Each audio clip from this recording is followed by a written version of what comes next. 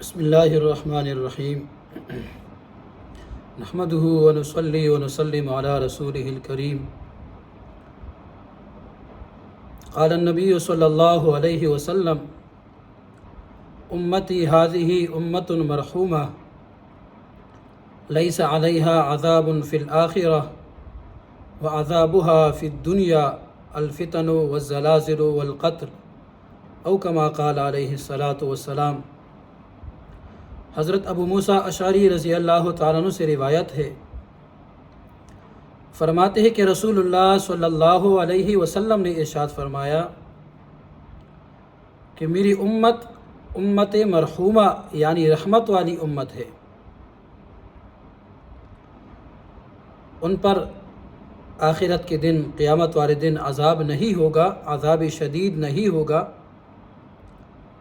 اور اس پر عذاب دنیا میں فتنوں، زلازل، زلزلے اور قتل و قتال کی صورت میں ہوگا۔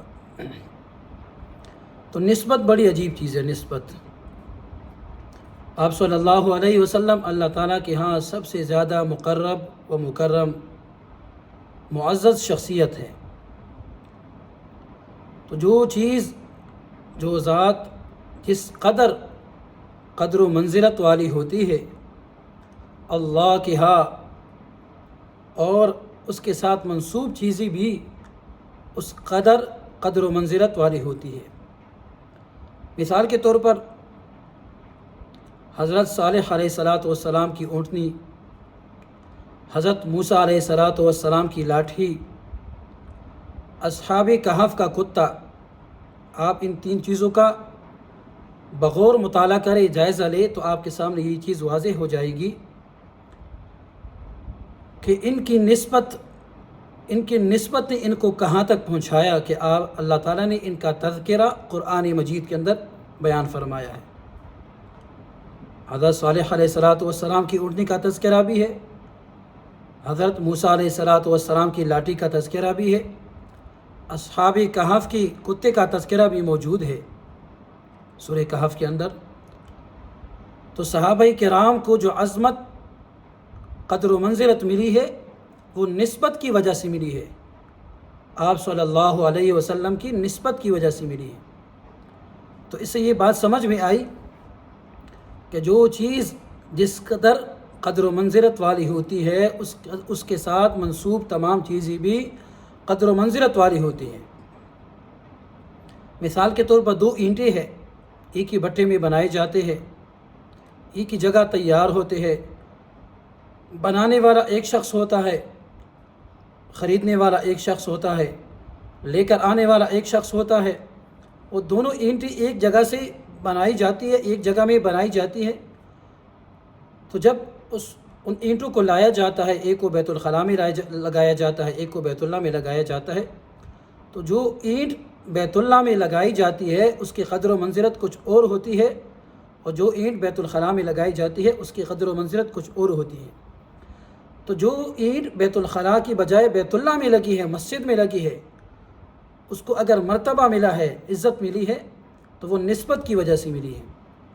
تو اس سے معلوم ہوا کہ آپ صلی اللہ علیہ وسلم کی امت کو، اس امت محمدیہ کو اگر نسبت ملی ہے، عزت ملی ہے، قدر و منزلت ملی ہے، تو وہ کس وجہ سے؟ آپ صلی اللہ علیہ وسلم کے ساتھ منسوب ہونے کی وجہ سے ملی ہے۔ تو دیکھیے، اندازہ لگائے، آج جو علماء کے بیٹے، ہم کہتے ہیں حضرت کے بیٹے ہیں، شیخ کے بیٹے ہیں، مفتی کے بیٹے ہیں، فلاں کے بیٹے ہیں، تو ہم جو بزرگ ہوتے ہیں، معزز حضرات ہوتے ہیں، ان کی بیٹیوں کی بھی تعظیم کرتے ہیں، عزت کرتے ہیں۔ کیوں؟ اس لیے کہ بیٹوں کو اگر عزت ملی ہے تو بیٹے اصل میں باپ کی طرف منسوب ہوتے ہیں۔ باپ نے اچھا کام کیا تو بیٹے کی طرف بھی عزت کی نسبت سے لوگ دیکھتے ہیں، عزت کی نگاہ سے لوگ دیکھتے ہیں۔ تو حضرت قتادہ رحمہ اللہ کی ایک حدیث ہے، اگرچہ بعض محدثین نے ان کو موضوعات میں ذکر کیا ہے، لیکن فضیلت کے باب میں اس طرح کی چیزوں کو بیان کیا جا سکتا ہے۔ فرماتے ہیں کہ حضرت موسیٰ علیہ السلام کا خیال یہ تھا کہ میری امت سب سے زیادہ بہترین امت ہے، اس لیے کہ اللہ تعالیٰ نے بہت زیادہ انعامات کی بارش برسائی تھی۔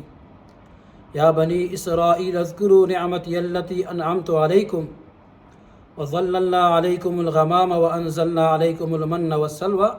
اللہ تعالیٰ نے بادل کے ساتھ ان پر سایہ کیا ہوا تھا اور من و سلوہ ان کے اوپر نازل ہوتی تھی۔ تو عالم ارواح کے اندر حضرت موسیٰ علیہ السلام نے پڑھا تھا، لکھا دیکھا تھا، اللہ تعالیٰ سے فرمانے لگے، اے اللہ میں نے عالم ارواح کے اندر یہ بات پڑھی ہے کہ ایک امت آئے گی جو ہمیشہ کے لیے امر بالمعروف نہی عن المنکر کا کام کرے گی، یعنی نبیوں والا کام کرے گی۔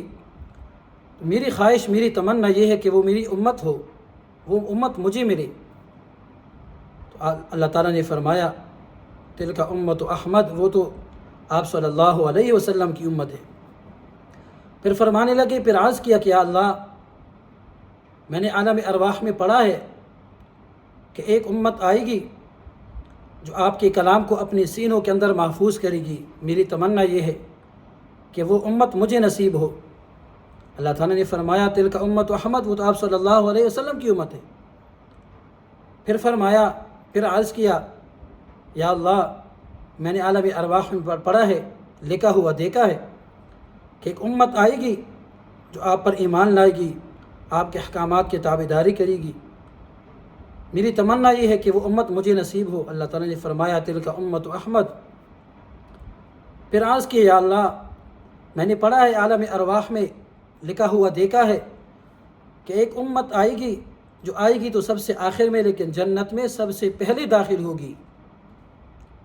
اللہ نے فرمایا تلک امت احمد، وہ تو آپ صلی اللہ علیہ وسلم کی امت ہے۔ یہ اس امت کی فضیلت ہے، آپ صلی اللہ علیہ وسلم کی نسبت کا صدقہ ہے کہ اس امت کو فضیلت ملی ہے۔ پھر فرمایا اللہ میں نے پڑھا ہے کہ امت آئے گی آخر میں، لیکن وہ باقی امتوں کی شفاعت کرے گی، شفاعت کرے گی، سفارش کرے گی، میری تمنا یہ ہے کہ وہ امت مجھے نصیب ہو۔ اللہ نے فرمایا کہ تلک امت احمد، وہ تو محمد صلی اللہ علیہ وسلم کی امت ہے، وہ تو آپ صلی اللہ علیہ وسلم کی امت ہے۔ تو اس کے بعد اللہ تعالیٰ نے فرمایا یا موسیٰ انی اصطفیتک علی الناس برسالاتی و بکلامی فخذ ما آتیتک وکن من الشاکرین۔ اے موسیٰ میں نے آپ کو چنا ہے، منتخب کیا ہے لوگوں میں سے اپنے ساتھ ہم کلام ہونے کے لیے، رسالت دے کر آپ کو منتخب کیا ہے۔ فخذ ما آتیتک، بس تو لے لے اس چیز کو جو میں نے آپ کو عطا کیا ہے، وکن من الشاکرین، اور تو ہو جا شکر کرنے والوں میں سے۔ تو حضرت موسیٰ علیہ السلام نے جو اللہ تعالیٰ نے جو کچھ عطا فرمایا تھا اس پر شکر ادا کیا، یعنی آخر میں ایک خواہش اور بھی ظاہر کی تھی کہ یا اللہ اگر یہ امت میری قسمت میں نہیں ہے تو مجھے اس امت میں پیدا فرمایا۔ تو گویا کہ اس کے جواب میں اللہ تعالیٰ نے یہ آیت پھر نازل فرمائی کہ جو کچھ آپ کو دیا ہے اس پر آپ شکر ادا کریں۔ حدیث کے دوسرے ٹکڑے میں فرمایا لیس علیہ عذاب فی الآخرہ، کہ اس امت کے اوپر آخرت میں عذاب نہیں ہوگا۔ محدثین نے مختلف قسم کی توجیحات کی ہے۔ ایک توجیہ اس کی یہ ہے کہ جس امتی کی گناہ کبیرہ نہ ہو تو اللہ تعالیٰ اس کو عذاب نہیں دیں گے، اور دوسری توجیہ یہ بیان فرمائی ہے کہ ہر بندہ اپنے عمل کے مطابق جو اس نے گناہ کیا ہوگا سزا کاٹنے کے بعد وہ جنت میں جائے گا اور ہمیشہ ہمیشہ کے لیے جنت میں رہے گا۔ وَعَذَابُهَا فِي الدُّنْيَا الْفِتَنُ وَالْقَتْلُ وَالزَّلَازِلُ، دنیا میں اس امت کا عذاب کیا ہے؟ فتنوں کی صورت میں ہے، زلزلوں کی صورت میں ہے، قتل و قتال کی صورت میں ہے۔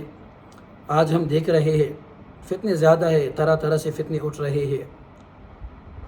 زلزلے بھی ہم سن رہے ہیں کہ فلاں جگہ زلزلہ آیا، فلاں جگہ پہ مکانات گرے ہیں، اتنے لوگ شہید ہو گئے، زخمی ہو گئے، اور قتل و قتال کے بارے میں بھی ہم سن رہے ہیں۔ جیسا کہ کچھ دن پہلے آپ نے سنا ہوگا کہ اچھرا لاہور میں ایک خاتون نے سگی ماں نے اپنے 3 بیٹوں کو، 3 اولاد کو ذبح کر دیا۔ کتنا سنگین عمل ہے۔ تو بات چل رہی تھی امت مرحومہ کی کہ یہ امت محمدیہ رحمت والی امت ہے، اس امت کو رحمت والی امت کیوں کہا؟ آپ صلی اللہ علیہ وسلم کی نسبت کی وجہ سے کہا۔ آپ صلی اللہ علیہ وسلم کی عظمت، قدر و منزلت اللہ کے ہاں سب سے زیادہ ہے، تو اس امت کی قدر و منزلت بھی آپ صلی اللہ علیہ وسلم کی وجہ سے سب سے زیادہ ہے۔ لیکن بات یہ کہ ہم نے اس نسبت کا کتنا لاج رکھنا ہے، سارا خلاصہ اس بیان کا یہ ہے۔ اگر ہم نے آپ صلی اللہ علیہ وسلم کی اس چیز کا لاج رکھا، اس نسبت کا لاج رکھا، آپ صلی اللہ علیہ وسلم کے طریقوں کے مطابق زندگی گزاری اور غیروں کے طریقوں سے اپنے آپ کو روکے رکھا، تو جو آپ صلی اللہ علیہ وسلم نے فرمایا کہ لیس علیہا عذاب فی الآخرہ، کہ آخرت میں ان پر کوئی عذاب نہیں ہوگا، تو ہم سب کی حق میں وہ چیز سب سچی ثابت ہوگی۔ اللہ تعالی ہمیں اس نسبت کی لاج رکھنے کی توفیق نصیب فرمائے اور قدردانی کرنے کی توفیق نصیب فرمائے۔ وآخر دعوانا ان الحمد للہ رب العالمین۔